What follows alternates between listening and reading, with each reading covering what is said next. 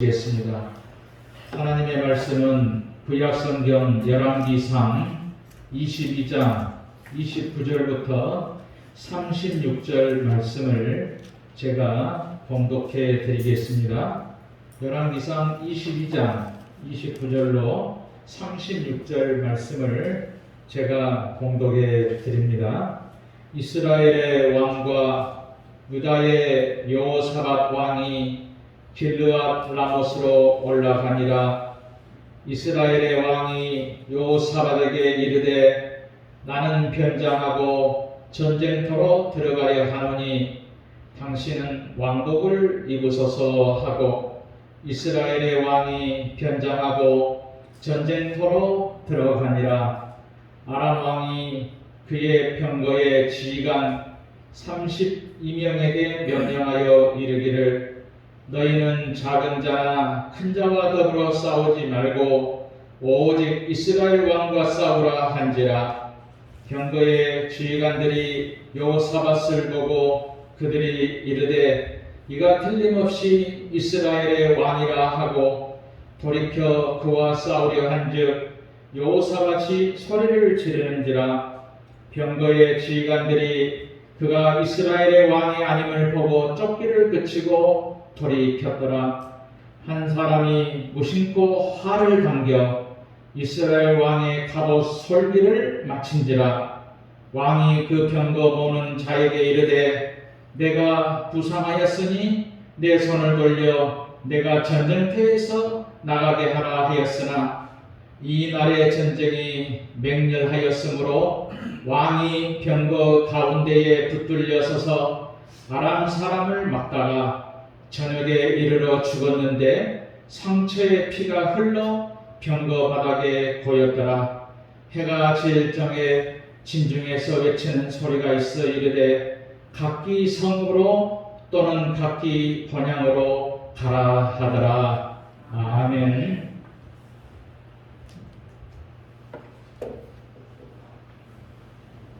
오늘은 우연한 화살, 그런 제목으로 말씀을 드리도록 하겠습니다.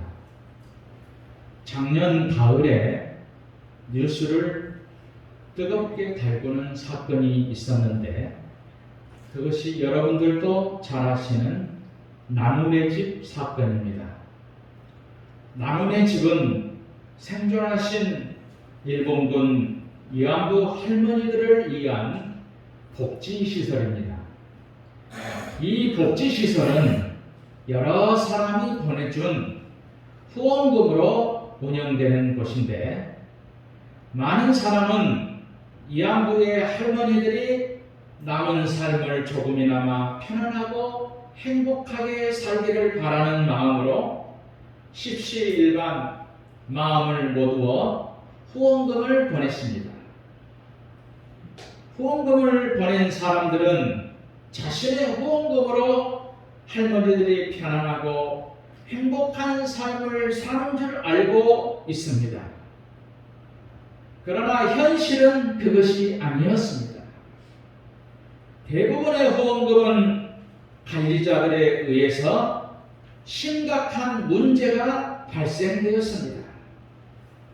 그런데 이 일이 밝혀지게 된 것은 한 일본인 후원자와 나눔의 집 직원들이 이야기하다가 우연하게 밝혀지게 되었습니다.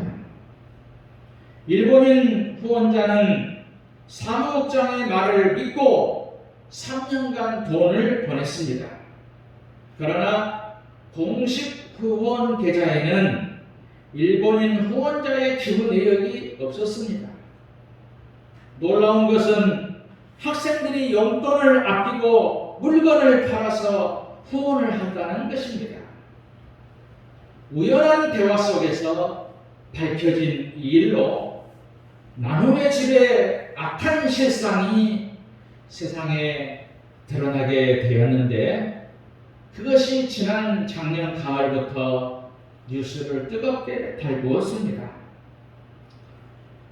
오늘 본문에도 이와 비슷한 사건이 소개되고 있습니다. 본문은 아합이라 하는 북이스라엘 왕의 이야기지요. 아합 왕은 하나님을 섬기지 않는 악한 왕 중에 한 사람입니다. 그 악한 아합 왕이 아람과 전쟁을 하게 되었습니다. 그런데 아합 왕은 아람과 전쟁을 할 때에 혼자 하지 않고 자기의 사돈인 유다의 여호사밧 왕을 꼬드겨서 그 꼬드김에 여호사밧 왕은 넘어갔습니다. 그래서 함께 아주 영리하게 전쟁에 출전을 합니다. 그리고 영리한 머리로 아합 왕은 평민 옷을 입고 전쟁에 나갑니다. 여호사밧 왕은 왕복을 입고 싸웁니다. 아람의 군사들이 왕복을 입은 여호사밧을 쫓다 보니 아합이 아닌 것을 보았습니다. 그래서 아합 왕을 찾았는데 평복을 입은 아합 왕을 찾는 것은 쉬운 일이 아니었지요. 그런데 아람의 어느 병사가 무심코 화살을 날렸는데 그 화살이 이 아합 왕의 갑옷 솔기를 맞힌 것입니다. 갑옷 솔기라고 하는 것은 이음매로 비늘과 비늘 사이에 화살이 뚫어버리는 것입니다. 결국은 아합 왕은 상처를 입어서 피를 많이 흘려가지고 죽었습니다. 아합 왕의 잔머리, 영리한 잔머리도 우연히 날아온 화살 끝을 피해갈 수 없었습니다. 사람이 죽는 것도 정말 다양합니다. 요즘에는 가만히 있는데도 자동차가 돌진해 와가지고 죽는 사람도 있습니다. 비행기 사고로 죽기도 하고, 요즘 같은 세상에서 북한에서 오신 분이 굶어 죽었다는 이야기도 있습니다. 원한으로 죽는 것도 있지요. 이 세상은 죽음이라고 하는 것이 다양합니다. 아합은 어느 병사가 무심코 쏜 화살에 맞아서 결국은 죽음을 맞이했습니다. 오늘 본문의 무심코를 다른 성경에 보면은 우연이라고 번역을 했습니다. 병사가 우연히 화살을 날렸는데 하필이면 아합이 그 화살에 맞아서 죽은 것입니다. 그런데 이것을 우연이라고 말할 수 있겠습니까? 말은 우연입니다. 그러나 결코 우연의 삶에서, 우리의 삶에 있어서 우연이라고 하는 것은 없다고 하는 것이지요. 특히 신앙인의 삶에는 더욱더 우연이라고 하는 것은 없습니다. 모든 것은 하나님의 뜻 가운데서 이루어지는 것입니다. 그러면 아합 왕의 우연한 죽음의 원인이 무엇이겠는가 하는 것이지요. 첫째로는 하나님이 보시기에 악을 행하였습니다.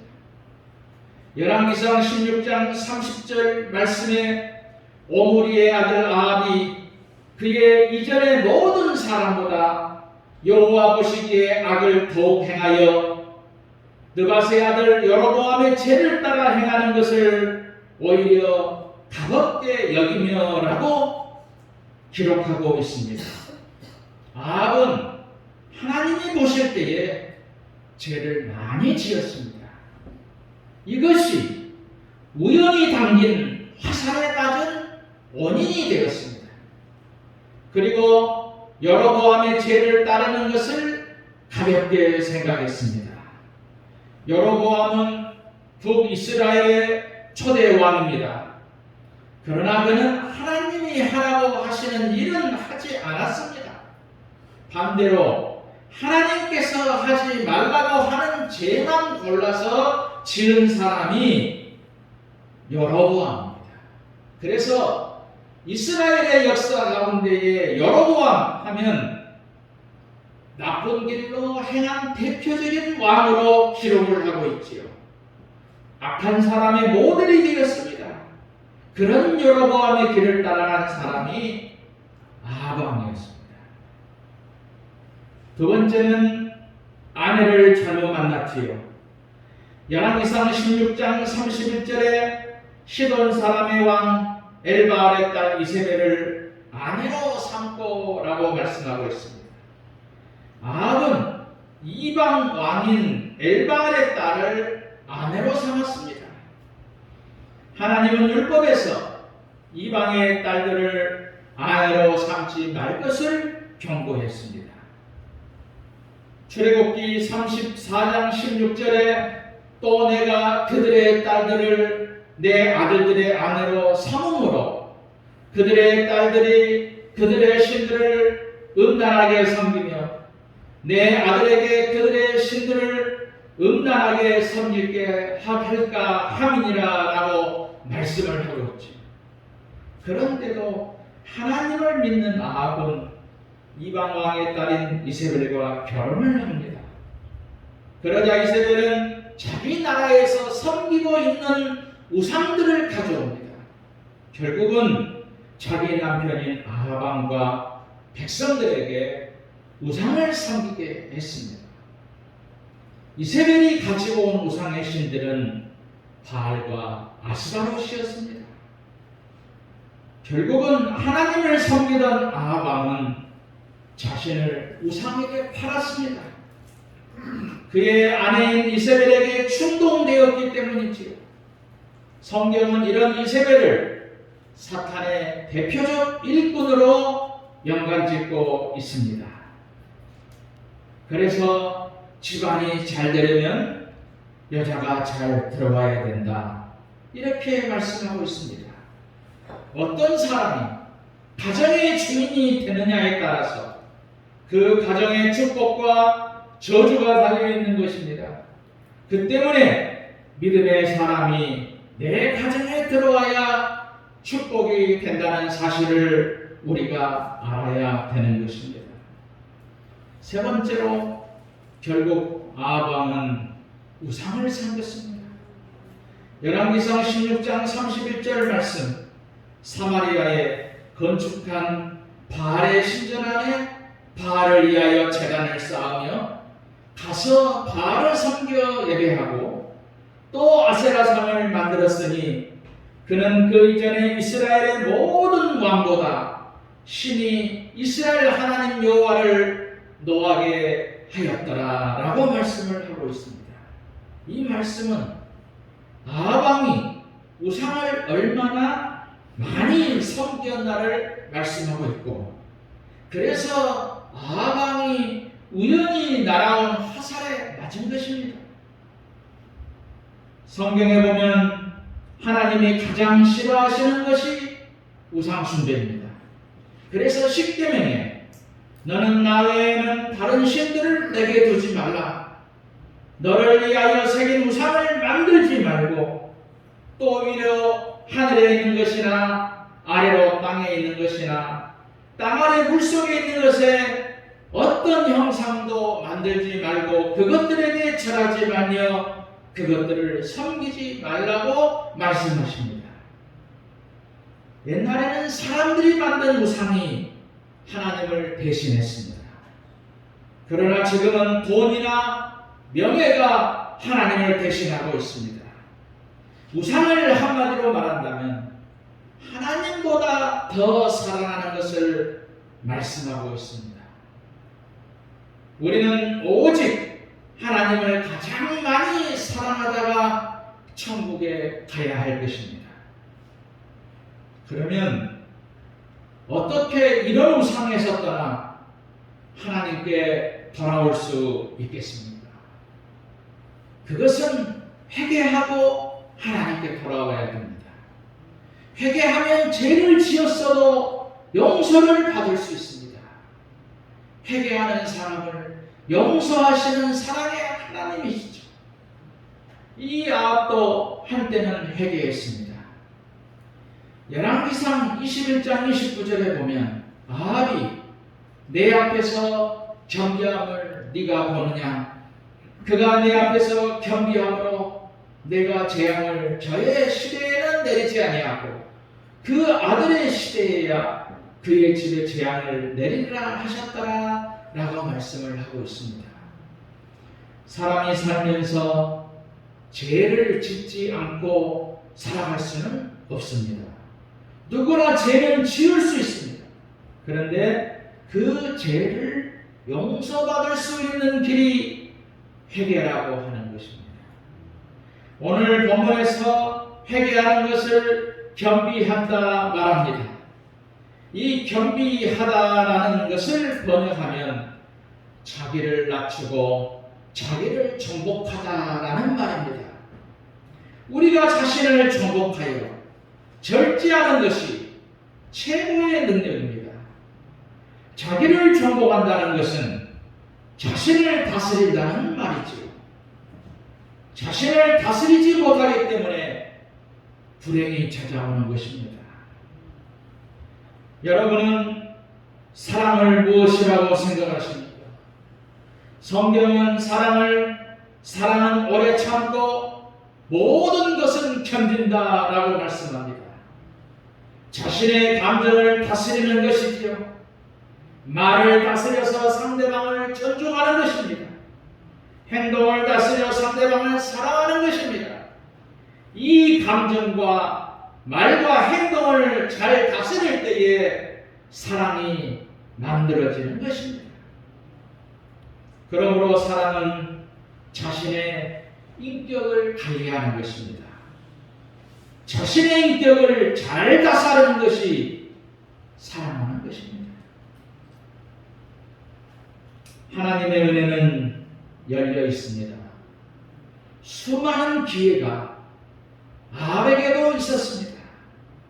그런데 아합은 하나님의 말씀보다 세상으로 돌아갑니다. 결국 하나님이 아합을 버리십니다.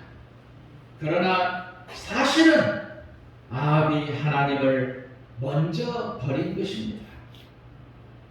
우리가 신앙생활을 하면서 중요한 것이 말씀으로 돌아오는 것입니다. 아무리 멀리 갔다 할지라도 다시 돌아오기만 하면 되는 것이지요. 그러면 하나님은 모든 것을 용서해 주십니다. 사람은 살면서 수많은 것들을 경험하면서 살아갑니다. 그 수많은 경험 중에 인생을 바꾸게 하는 경험도 있습니다. 우리가 예수님을 믿는다는 것은 십자가 복음을 경험한다라는 것입니다. 십자가 복음을 경험하면 사람이 살아가는 목적이 변합니다. 목표가 변하지요. 살아가는 방법이 변합니다. 모든 것이 십자가 중심으로 변하는 것입니다.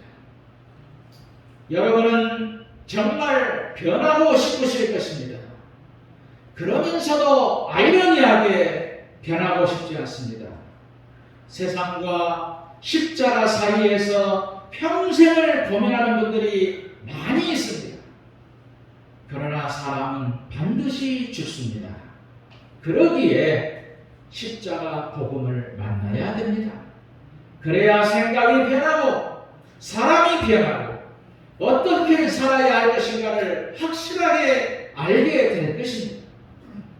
복음은 사람을 변하게 하는 강력한 능력이 있는 것입니다. 오래전에 상영된 영화가 있습니다. 반지의 제왕이라는 영화죠. 이 영화는 영국 옥스퍼드 대학의 영문학 교수 톨킨이라는 기독교인이 쓴 소설입니다. 영화에 나오는 반지가 있는데 이 반지는 악마의 힘을 상징합니다. 이 반지를 없애려면 어느 산에 있는 불못에 던져버려야 됩니다. 그래서 이 반지를 없애기 위해서 원정대가 결성됩니다. 그 원정대는 용감한 사람들이 나옵니다. 그런데 문제는 여행 중간에 사람들이 반지에 대한 욕심이 생기는 것이지요. 이 반지만 끼면 내가 이 세상을 지배할 수 있다는 생각 때문에 욕심이 생기는 것입니다. 그런데 그 사명을 완수하는 온정대 안에 난쟁이 프로도가 있습니다. 이 사람은 힘도 없고 어린아이와 같이 순진한 인물이 나오는데 여기서 작가가 우리에게 주는 메시지가 있습니다. 이 반지를 불못에 던지는 사명을 완수하는 사람으로 난쟁이, 힘이 없고 나약하고 어린아이와 같은 프로도를 세웁니다. 프로도는 맹장도 아니고 덕장도 아니고 아무 힘도 없고 재능도 없습니다. 세상적 가치도 없습니다. 어린아이와 같이 반지에 대해서 욕심을 부리지 않는 난쟁이 프로도를 통해서 결국은 그 사명을 이루게 된다는 이야기지요. 어둠의 권세를 이길 수 있는 진정한 사람이 누굽니까? 어린아이와 같은 순진하게 하나님만 바라보는 사람입니다. 모든 것을 하나님께 맡기고 믿음으로 사는 사람이 하나님의 복을 받는 사람입니다. 그런 사람에게 우연은 없습니다. 그 우연은 사실은 심은 대로 거두는 것이지요. 이 세상에 우연은 없습니다. 다 심은 대로 거둔 것입니다. 아방은 악을 심고 악을 거두었습니다. 우리는 선을 심고 선을 거두어야 됩니다. 말씀을 심고 말씀의 열매를 거두어야 할 것입니다. 믿음을 심고 믿음을 거두어야 됩니다. 성령을 심고 성령의 열매를 거두어야 됩니다. 그렇다면 아주 우연스럽게 하나님께서 축복으로 찾아오실 것입니다. 오늘 우리가 하나님의 축복을 우연스럽게 받는 성도들이 되시기를 주님의 이름으로 축원드립니다. 찬송가